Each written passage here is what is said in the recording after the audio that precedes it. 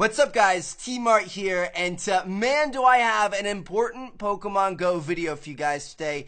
There was a huge new update for Pokemon Go that added in some new features, took out some old ones, and there was a ton of balancing when it comes to different types of Pokemon attacks in this game. And honestly, it's changed the face of the battlefield. Like what used to be the best or one of the best Pokemon in the game has now been severely crippled, and other ones that were already good before have been pushed even higher, and it's absolutely insane. So we're going to go through and we're going to talk about everything that was changed. So first up, it looks like Niantic has actually switched up the Pokemon nests that are out there in the world. So if you guys don't know what a Pokemon nest is, it's not an official thing that's like marked in the game, but it's an area in the world that generally spawns a specific type of Pokemon. You'll have a little bit of variety, but like say you find a Charmander nest, which I've actually got a video coming out soon about this, it means that more often than not, it's going to spawn Charmanders in that area. Or you can have a Jinx nest or a Dratini nest or anything else like that. And apparently,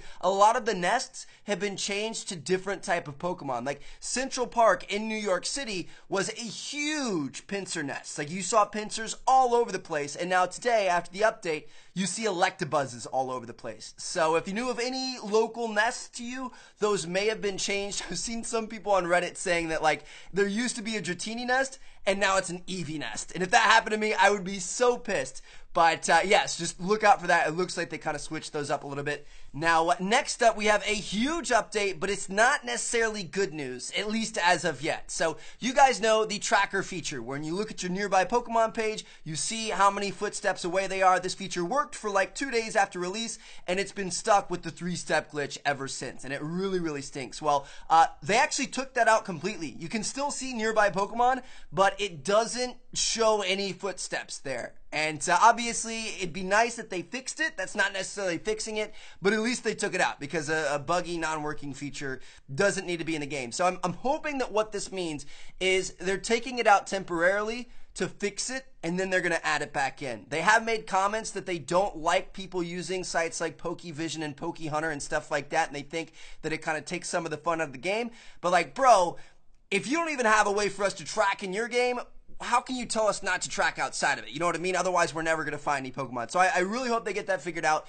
Apparently, they turned off the tracker feature because it was putting too much stress on their servers with everybody else, you know, being online on the game and stuff like that. So hopefully they can iron that out and actually bring that into the game. We'll have to wait and see what happens. Now, next up, the last kind of like big game feature change that I've seen so far, apart from all of the like move balancing, is that they actually made it so you can no longer transfer favorited Pokemon, which is really, really nice. So, you know, before, even if you had a favorite, you could still transfer it by accident and then boom, poof, he was gone forever. Now, when you try to transfer while they're favorited, it's not going to let you, which is a really, really good feature. Now, finally, last but not least, let's look at the attacks that have been changed. So, there are tons of attacks that have been changed here. Like I'm talking over 50, maybe close to 100 attacks that have been altered to either be better or worse. And we're going to go through the main kind of like highlights because there are a few really big, like really good Pokemon that were heavily affected by this. So that's what we're going to be talking about. If you guys want to see the list of every single attack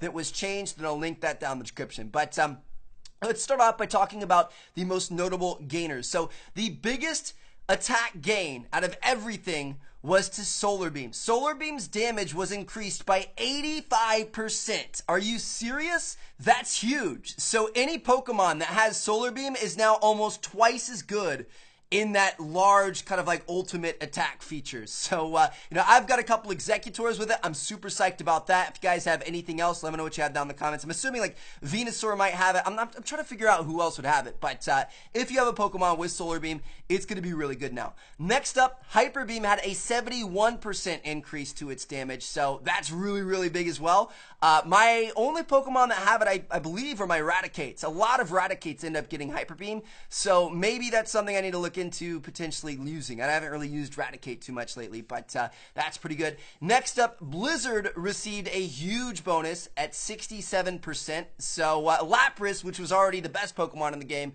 just got even better if you have Blizzard, so that's kind of unfair. Lapras is getting pretty OP at this point.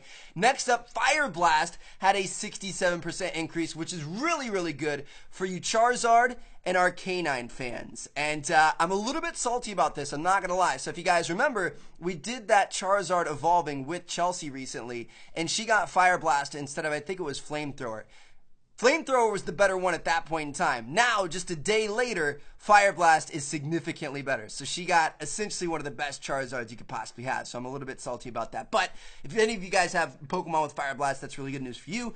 Next up, Thunder had a 54% increase to its damage. So that's going to be really good for those guys with like Electabuzz and Jolteon that have that power. And then finally, last but not least, Hydro Pump had a 50% increase to its attack damage as well. So things like Blastoise, things like Vaporeon, stuff like that are going to be looking good. Now, next up, let's talk about the biggest losers, the most notable losers. I'm not trying to say that to be mean, but seriously, there were some titans of Pokemon that have been kind of tumbled now. I don't know, like I'm really surprised at what they did to these. So first of all, the biggest loser in the game is Psycho Cut. It's got a 53% decrease to its damage, and I would say the most notable Pokemon that has that is Alakazam. So Alakazam used to be a Pokemon that didn't really have a lot of HP, but it had a ton of attack. So it's kind of like, it's what you call a glass cannon, where it does a lot of attack, but it's easily defeated.